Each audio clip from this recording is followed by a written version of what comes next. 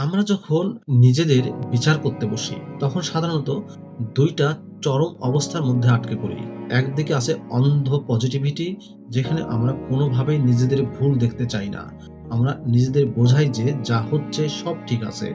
আর দোষটা সবসময় পরিস্থিতির উপর বা অন্যের উপর চাপিয়ে দেই। অন্যদিকে আছে নির্মম আত্মসন্দেহ, যেখানে প্রতিটা ছোট ভুল আমাদের আত্মসম্মানকে কুরে খায়।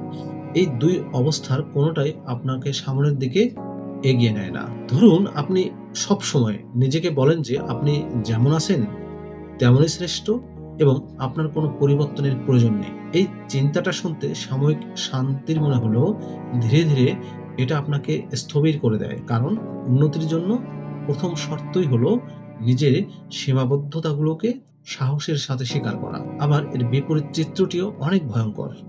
আপনি যদি প্রতিটা ভুলের পর নিজেকে বলেন যে আপনি যথেষ্ট নন বা আপনার দ্বারা কিচ্ছু হবে না, তবে সেই চিন্তা হয়তো আপনাকে কিছু সময়ের জন্য সতর্ক রাখবে।